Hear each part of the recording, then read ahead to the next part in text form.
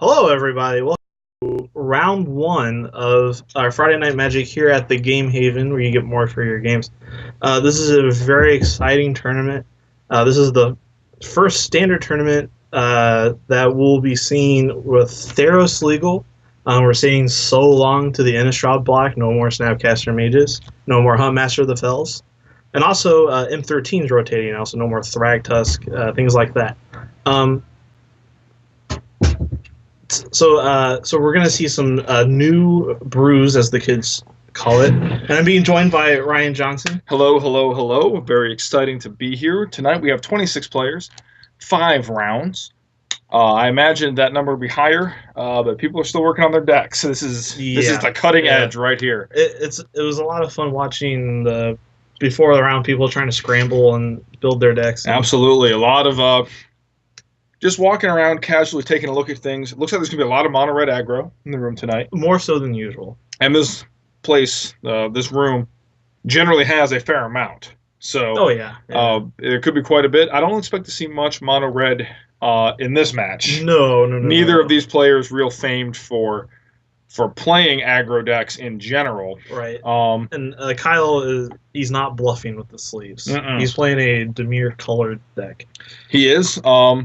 He is fairly confident that he has a pretty good aggro matchup with his blue-black control deck. Or blue-black, I hesitate to call it true control. Yeah, there's a lot of creatures in it. I know that he has Master of the Waves in it, which is exciting. Ooh. So hopefully we get to see that in action. Bruce has been brewing up a Grixis control. Oh, there it is. So that's a Cloudfin Raptor? Yeah, he is playing Bruce blue-back. Is doing it. Wow. Oh, and I saw Lands and Species Revolution. Yes. So it is not the Grixis control list that he's been working on. So this looks like Bruce likes to play blue spells and likes to play white spells. Yeah. And what's interesting to note is that this is a battle of the commentators from last week. Yes, that's a good point. Yeah. These are our 2 commentators from last week, duking it out in round 1. So this should be good. Kyle is more aggressive than I expected from him, but one drops. A crazy brew, which is pretty reasonable to expect from Kyle Macdaniel. Absolutely. The man likes to jam a sick brew every once in a while. Don't know what that card is that he played that turn. We're still gonna. That's a Ratchet Bomb from Bruce. Ooh, that seems fine. Main deck Ratchet Bomb seems like a pretty good choice right now. Against double one. That is a Judge's Familiar. Our table spotter lets us know. Okay. We should know that one. We should know that one. We should be familiar. We're too eager to look for new Theros cards.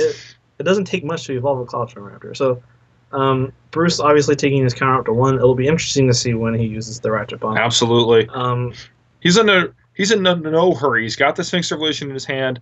All he wants to do is make land drops and keep his life total, out of range. Though of course when you're playing against this type of progression here. Ooh, that's interesting. So, that was a Master Always from Kyle. And you get a number of tokens equal to your devotion to blue. Yes. And this is what I like to call a blowout. Yes. So basically, what just happened is Bruce countered the Master of the Waves, which wasn't going to be that impressive anyway, right? Because of the Ratchet Bomb. But now Kyle has no permanence, and Bruce is under no pressure. And just making those land drops and, getting ready to try to take over the game. A big Sphinx's Revelation. Yeah, which we know is inbound. Of course, Kyle could be playing a couple of counters. This is all possible. We don't know the content of Kyle. I have no idea what is in Kyle's deck. Could be anything. Is that an Enroaching Waste? Could be evil. And he has seen enough. Kyle's he knows. Not interested. Kyle's been on the other side of the Sphinx's Revelation deck. That wasn't Encroaching Waste, okay. To know that at that point in the game, it was just the game. He wasn't dead, but there's no way he was going to get back in that game. It's pretty apparent Kyle's playing like a fish style deck. Yeah, because if he was playing like a more controlling build, he probably wouldn't have scooped there. If he was holding a dissolve or something in his hand, where he could actually fight over his Sphinx's Revelation. Exactly. Yeah. But he just knew he didn't have enough pressure to keep Bruce from just executing his game plan, and making the game go another 30 turns, but winning. And it appears Bruce is playing just a straight up blue-white control deck. Yes. This is like that's one of the decks I expected to see after post rotation. Yes. Usually when you like the post rotation decks when it's a new standard or like the states format as I like to call it, either there's two kinds of decks. I mean, there's more than two, but in general, you're following like pure aggro. Yep. Like we're gonna see the new Jackal Pup 2.0, Raptor's Cackler, Burning Tree decks. Yes. And then we're gonna see like these blanket answer blue-white decks. Yes, I think that's a really good way to look at it. The blue-white players are saying a couple of things have changed. Supreme Verdict is a lot better than it was. Yeah. Undying creatures are gone. Right. Falcon Wrath Aristocrat, which is indestructible, gone. Thragtusk. Gravecrawler, gone. Thragtusk, gone. Yeah. We didn't see a lot of Supreme Verdicts. Even in the dedicated control list. Exactly. We weren't seeing a lot. And so now what people are, you look at this new format and you say, man, if everyone's playing mono red, which is slowing down a little bit, he doesn't have Hell Rider. Right. Doesn't have Stromkirk Noble. If people are playing those decks, if people really want to get into these green-white lists that are floating around, you know, stuff like that, you're just gonna. All these decks are so vulnerable now to a well-timed Supreme Verdict. Right. So I wouldn't be surprised to see the blue-white control list do very well. Right. With that said, you know, it's a chance that some of these red decks are very aggressive. And you know, being on the plague, they might just not have time to recover. That is certainly a possibility as well.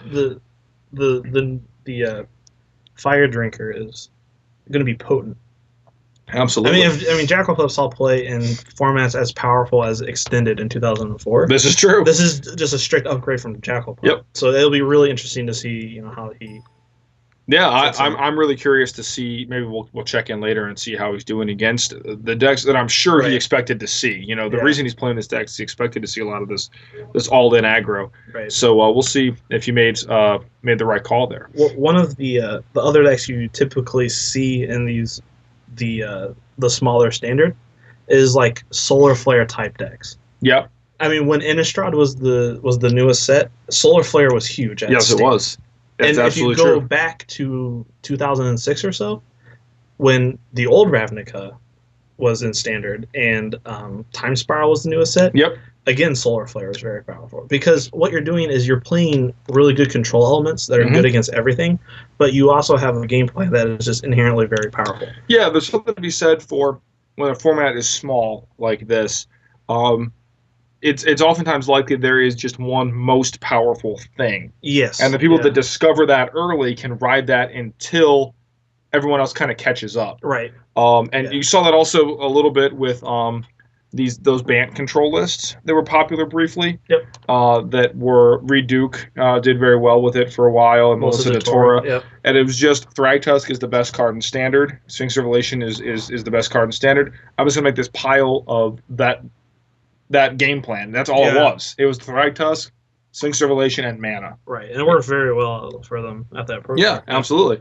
So, you know, there's something to be said for just doing the most powerful thing. And it will be interesting to see if we figure out what that is, you know, in Theros. I don't necessarily know what that might be. Right, so Bruce Mulligan to 6. He's obviously on the draw. And Kyle with one of the new fancy Scryland. Yeah.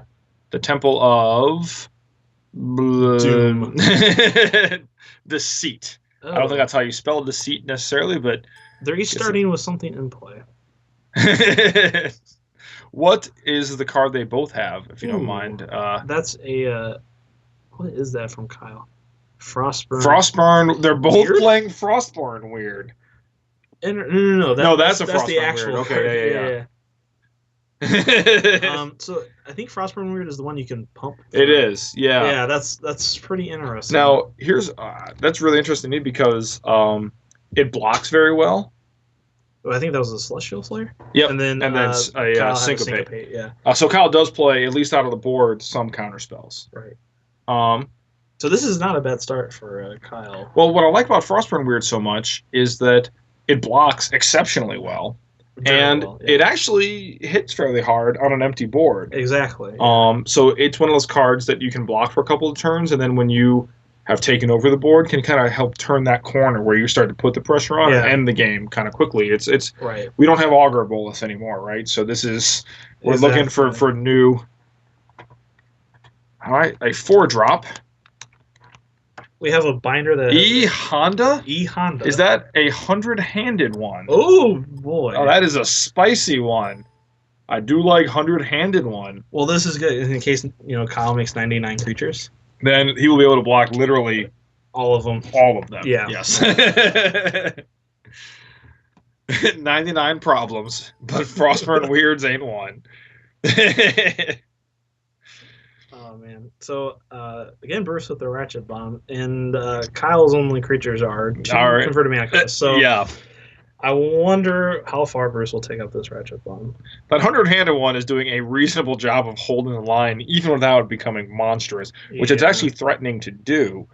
And this is actually looks like Kyle is missing land drops. Yeah, that's not good. And this deck looks fairly mid-rangey. It's even worse that Bruce is hitting his. Yes. If Bruce was also stuck in land, I think Kyle would feel a lot better about the situation. Yeah, these blue-white decks don't. They're one of those decks where you feel like you're losing the game if you've missed your 7th land drop, right? Yeah. They're very mana hungry. You want every land drop, ideally. Yeah. 100-handed one. It was Vigilance. Yeah, that's a block. Nothing. Okay. All right. Might as well attack. You never know. Maybe Kyle might pump. Might be afraid of the Celestial Flare or something. Yeah. Get a couple of points in. Yeah. No reason not to. Yep. That is the. Is that Master Waves? Bident of Thassa. Ooh. That one is the one that can force creatures to attack and lets you. Yep.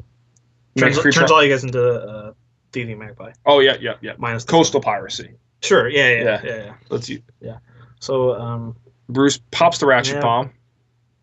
And if I'm Bruce, I'm happy where I am. Sure. Yeah. And Pat, get him. Oh, now I'm real happy. This card didn't rotate. Yeah. Split them up. That's a good split too. Yeah. The land and this is. I like that. So I wonder what Bruce. Yeah. Just take more cards. And I like Bruce popping the Ratchet Bomb there, even though his life total's nice and high. You don't want Kyle to be able to use that Biden to get back in this game. Yeah, right? I think that was what he was thinking. He's in control of the game. But Kyle drawing 3 or 4 cards a turn is a great way to lose that pressure. So far and away takes care of the 100-handed one. Yeah. I love that 100-handed one in this deck. That's awesome. It's a cool threat and plays defense extremely well. And Bruce cashing in his Jace for another Factor Fiction. Kyle could not split that pile any faster. He wants to keep. So if you're Bruce, if you see someone split a pile that fast, what are you thinking? I'm thinking is that sort of tell, or you can. There's levels to that, right? It's either he really doesn't want me to have this attention sphere, or he wants me to have this attention sphere, or the split is just so obvious that obviously you're gonna. And Bruce takes 2 lands instead of the attention sphere. There's a school of thought that is you always take the bigger pile in these control decks, because you can always use one of them is almost always going to have a land. The bigger pile is almost always going to have a land, and you want your land drops. Yeah, and as we mentioned before, Bruce wants all his land drops. Yeah. He probably has a Sphinx's Revelation. Yeah. So he doesn't care about the specific cards. Right. He's going to get them back anyway. And he's just under no pressure, just Jace after Jace. Yeah. Forever. This is not looking good for Kyle. But then again, maybe he has some sick Theros. Yeah, I have no idea. Again, what tech we don't know about. And then he attacked Bruce. Bruce, yeah. Okay. Yeah, it doesn't make much sense to attack the Jace, I don't think. Yeah. Just drawing some. I think the Biden probably requires you to damage a player. Yeah. Yeah. He wanted to draw the card. Okay, that makes sense. Definitely. So this is syncopated. Yeah. So there was a fight there with that 100-handed one. Yeah. And Kyle has some. Oh yeah, I think he had dissolve. Yeah. For the yeah. So dissolve is awesome. I like dissolve a lot. Yeah, it's funny what you can do to a cancel to make it playable. Yeah. Like we saw dismiss. Dissipate, not dismiss. What am I saying? This is a Night Veil Spectre, I believe. That is a nice spot. Yeah. I mean, what can I say? Yeah. All right. So now Kyle is starting to get a formidable army, including a Night Veil Spectre that won't be easily blocked by Bruce. And that Biden turns this. Oh man. Oh boy. Oh boy. Yep. Yeah. Bruce obviously gonna take the two Sphinxes Revelation, and now if Kyle has a counterspell though, he can try and fight these Sphinxes Revelations, and I think if he can hedge against them, then he might be in a decent spot. Yeah, agreed. You know, Kyle is just trying to get his back into this game using that Bident to keep parity with Bruce. The two Sphinx Revelation doesn't make that very difficult. Although, I mean, the life gain alone. Yeah, I see a Supreme Verdict in Bruce's hand. Yep. Kyle's gonna block, of course. Why not? Right. Like, you never know. And then, yeah, I think Bruce is probably gonna run away with this one. Yeah. I mean, Kyle might get something really sick off of Bruce's top card and just. Yeah. But I mean, I don't know. Kyle's deck is sweet though. I really like what he's doing here. It seems very cool. I think one of the things this is showing me is that the Bident is potentially very powerful, especially when you board in counterspells or have counterspells. So this has to mean Kyle has another negate. Yes, right. Or Bruce is fighting over this Azorius charm.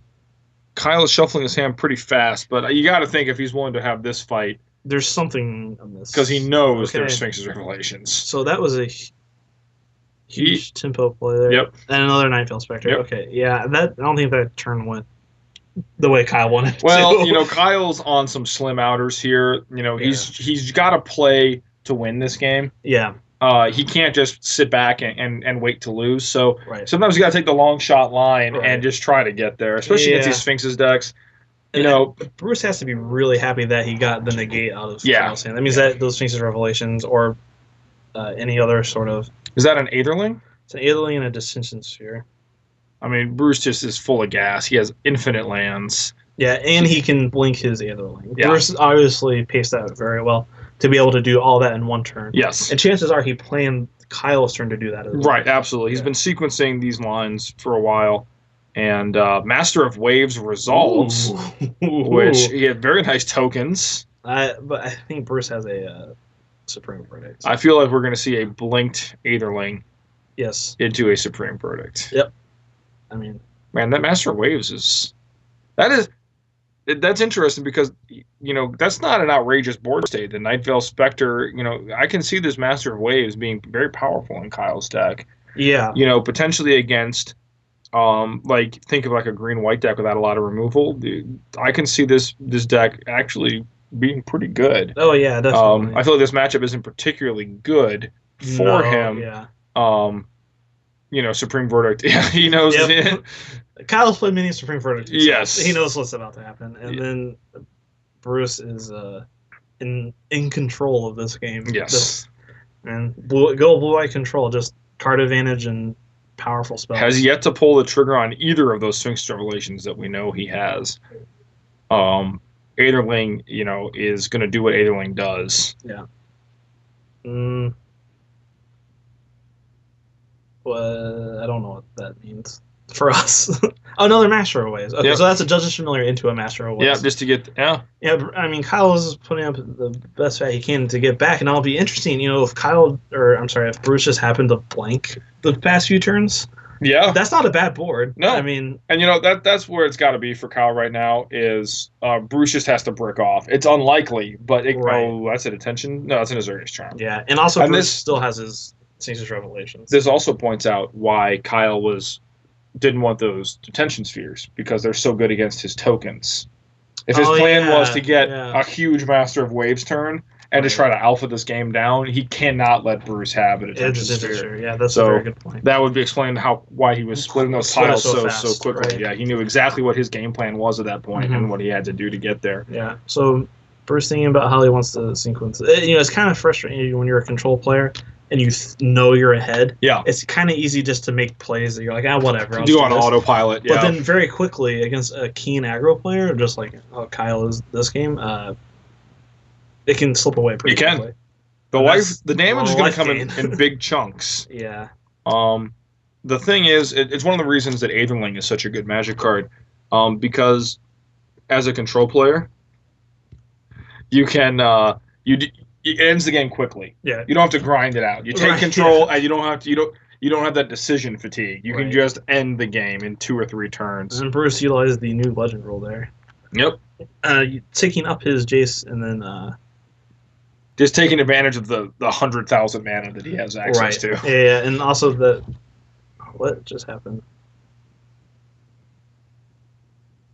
He drew cards from the enchantment. Oh, yeah. Yep. But unfortunately, Kyle not being able to pull that. I don't think this matchup is particularly good for him. I don't think this is the kind of deck that he built his deck to beat. Exactly. I think Kyle wants to play green-white all day. I think he's reasonably happy with his mono-red aggro matchup. Right. I think there's a lot of cool synergies in his deck. Talk about Kyle's deck for a little bit. Bruce's deck looked pretty stock. 100-handed ones is a sweet one.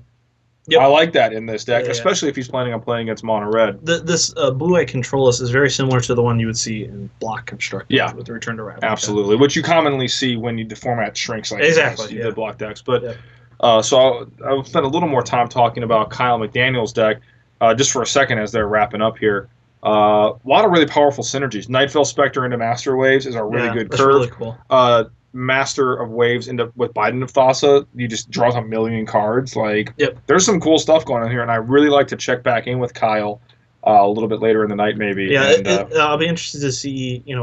He's inevitably going to get paired up against a mono red player at some point, so it'd be kind of cool to see how his deck performs against that. I agree, because although it didn't show its teeth here, you can see the potential in it. I'd love to see it when it wasn't getting Supreme Verdicted. Right, or Ratchet Bombed. And some main deck Ratchet Bomb, main deck, all this stuff. I mean, it's just, the main deck Ratchet Bomb is a really good call. So, we'll check back in next round. Round 2. Round 2 coming up. Thanks for watching, and, check back.